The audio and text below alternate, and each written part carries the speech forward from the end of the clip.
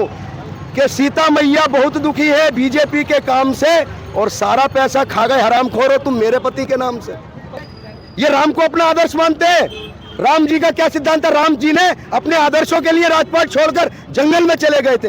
ये लोग राजपाट के लिए राम जी को इस्तेमाल करते हैं, उनका नाम बदनाम करते हैं। अरे कोई नहीं आएगा, बीजेपी के आगे कोई टिक नहीं पाएगा, चोर चमारों का सरकार नहीं बनेगा। नहीं कहेंगे, क्या कहेंगे? एक बात बताइए, हमारा दलित समाज है, उसके साथ आप एक चीज सुनिए, ये कलम है, बाबा साहब अम्बेडकर को ना पानी पिलाया जाता था, ना कहीं बैठाया जाता था, उसे पढ़ने नहीं दिया जाता था, लेकिन उस शख्स ने आज उन लोगों के ऊपर संविधान लिखकर अपने ऊपर मजबूत कर दिया। ये कलम की ताकत थी, ये बाबा साहब की ताकत थी। संविधान को मिटाने की कोशिश करते हैं लोग। ठीक है, हिंदू राष्ट्र बन जाएगा, कभी हो ही नहीं सकता। राम मंदिर तो बन गया, राम मंदिर न बना है, हिंदू राष्ट्र नहीं हो सकता है, कभी लिखा ही नहीं है, और ना ही संविधान को कोई चेंज कर पाएगा। ऐसा सिस्टम बाबा साहब ने लगाया है।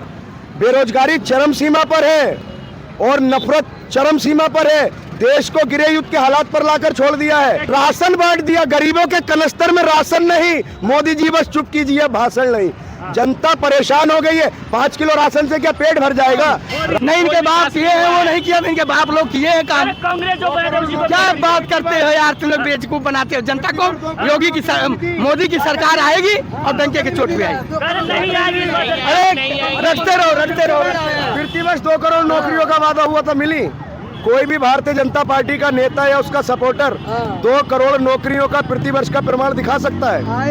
किसी आंकड़े से कोई बता दो, 2 करोड़ नौकरियों का प्रमाण है किसी के पास? और 15-15 लाख दिए? नहीं, जुमला कैसे था? चुनाव में घोषणा की थी कि हिंदुस्तान में इतना काला धन है, मैं पीएम बन जाऊंगा, लेकर आऊंगा। 100 लोगों की चिट्ठी रखी है मेरी जेब में। कहा वो चिट्ठी प्रधानमंत्री जी के 10 लाख के लिबास में धुल गई। जुमला थे वो। नहीं, जुमला क्या था? तो देखिए, एक तरीके जुमला, फिर जुमला पार्टी रख दिया इसका नाम, बीजेपी यानी कि भारतीय जुमला पार्टी रख दीजिए। देखिए, जुमला उमला कुछ नहीं है, जनता को बरगला रहे हैं।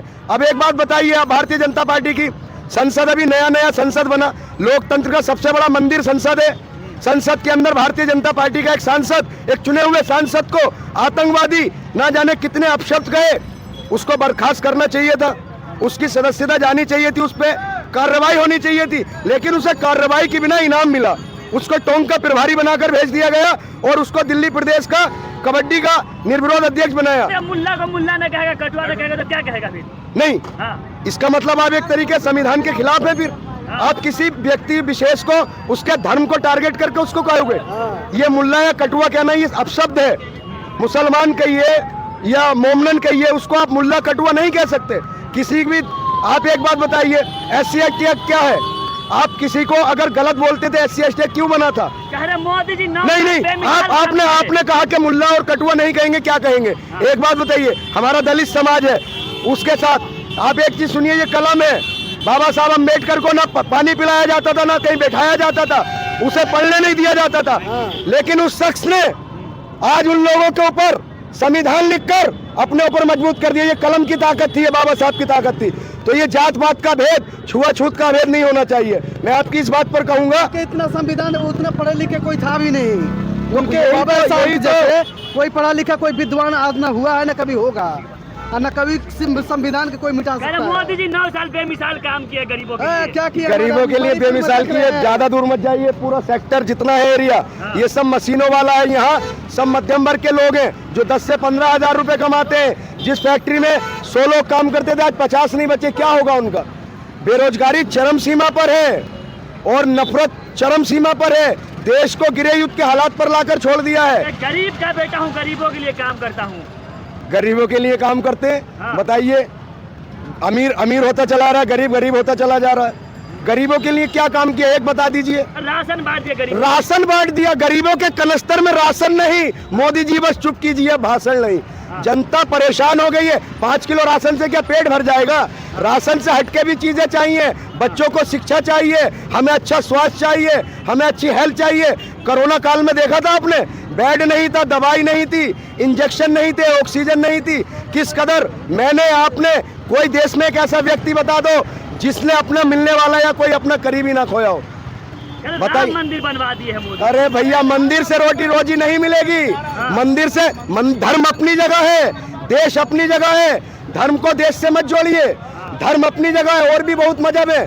हिंदुस्तान को गंगा जमनी तहजीब कहा जाता है। यहाँ हिंदू भी है, मुस्लिम भी है, सिख भी है, ईसाई भी है, बोधी भी है, पारसी भी है, जैनी भी है। यहाँ सब मजहब के लोग रहते हैं। तो यह किसी धर्म को राजनीति समझ, मंदिर किसने बनवाया? आप बोल रहे हैं मंदिर बनवा दिया। मंदिर सुप्रीम कोर्ट ने बनवाया है। मोदी जी ने, भाजपा ने मंदिर नहीं बनाया। यही तो गुमराहियत है जो देश को गुमराह किया। मंदिर मोदी जी कौन होते हैं बनवाने वाले? मंदिर हमारे उच्च न्यायालय ने बनवाया, सुप्रीम कोर्ट ने बनवाया। कोर्ट का फैसला सर्वमान्य है। पूरे हिंदुस्तान के सभी लोग जो कानून को मानते हैं, संविधान को मानते हैं, उन्होंने फैसले का स्वागत किया। तो मंदिर भारतीय जनता पार्टी ने नहीं बनाया, मंदिर सुप्रीम कोर्ट के आदेश से बना है। हिंदुओं का सीना गर्व से चौड़ा हो गया राम मंदिर। अरे भैया, हिंदू देखिए, हिंदू का गर्व से सीना चौड़ा कब होगा? तब होगा ये हिंदुओं के हमदर्द बनते हैं। देश में 80% आबादी हिंदुओं की है। ये सोचने का विषय बहुत बड़ी बात है। 80% आबादी हिंदुओं की है। क्या जो 100 रुपए के ऊपर पेट्रोल बिक रहा है, क्या हिंदुओं को 60 रुपए पेट्रोल मिल रहा है? क्या हिंदुओं को हर चीज में सब्सिडी मिल रही है? क्या हिंदू, ये जो ट्रैफिकों पर, रेलवे स्टेशनों पर, फुटपाथ पे जो लोग पड़े हैं, उसमें 80% हिंदू हैं। तो पहले उनका भला कीजिए, बाद में दूसरों की सोचिए। तो देखिए, ये नफरत की बात है। नफरत से नहीं चलेगा देश, मोहब्बत से चलेगा, कारोबार से चलेगा, रोजगार से चलेगा। अच्छी शिक्षा चाहिए हमें अच्छा स्वास्थ्य चाहिए, हमें अच्छा डेवलपमेंट चाहिए, नौकरियां चाहिए, अच्छा रोजगार चाहिए। जब देश का भला होगा तब विश्वगुरु बनेगा। बातों से देश विश्वगुरु नहीं बनेगा, धरातल पे काम करना पड़ेगा। एक बात बताइए, मोदी जी प्रधानमंत्री है, देश के प्रधानमंत्री हैं, उन्हें जनता की बात सुननी चाहिए या अपने मन की बात कहनी चाहिए?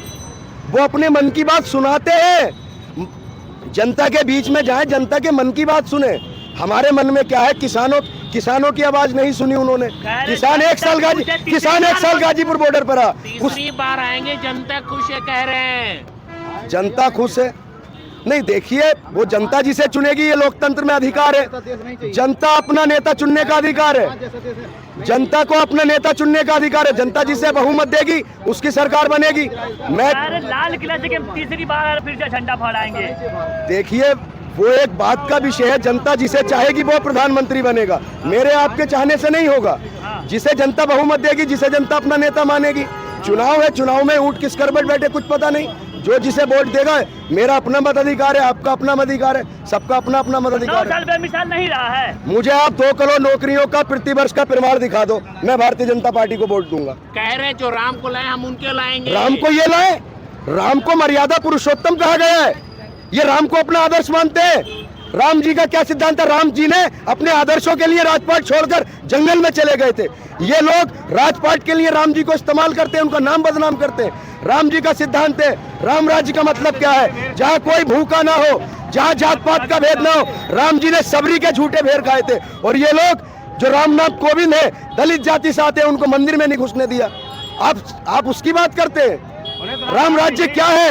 राम जी सत्ता के लोभी नहीं थे। अगर सत्ता के लोभी होते तो राजपाट छोड़कर जंगल नहीं जाते। राम जी मर्यादा पुरुषोत्तम है। भगवान राम सबके हैं। ये लोग राम को नहीं लाए। मैं एक बात कहूंगा, सीता जी ने कहा नहीं, मैं अपनी तरफ से कहता हूं कि सीता मैया बहुत दुखी है बीजेपी के काम से, और सारा पैसा खा गए हरामखोर हो तुम मेरे पति के नाम से।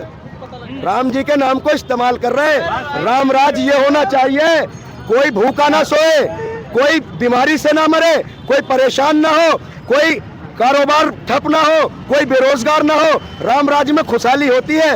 ये नहीं, ये देखिए, यही तो मानसिकता में भर गया। जब कोई भी शिक्षा के बारे में, स्वास्थ्य के बारे में सवाल पूछेगा तो ये लोग राम के नाम पर वोट मांगेंगे। राम जी, देखिए, राजनीति से धर्म का कोई मतलब नहीं है। धर्म अपनी जगह है, राजनीति अपनी जगह है। हर धर्म का सम्मान करता हूँ। सब देश धर्म सम्मान है। ये भारत एक ऐसी धरती है जहाँ सब तरह के लोग रहते हैं। हिंदू, मुस्लिम, सिख, ईसाई आपस में है भाई भाई।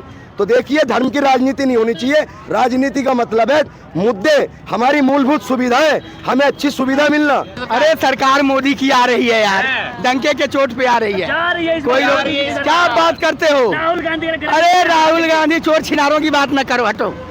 26 वादे का अरे कोई नहीं आएगा, बीजेपी के आगे कोई टिक नहीं पाएगा, चोर चमारों का सरकार नहीं बनेगा। 26 वादे का ये शब्द बोल है रहे के लिए। देखो चूतिया ये बोल जनता रहे को हैं। कितना बनाओगे, जनता चूतिया नहीं है, चालाक है, चालाक समझे? है? हाँ बिल्कुल चालाक है। हाँ। 2024 में योगी मोदी को कोई हराने वाला नहीं है। मेरे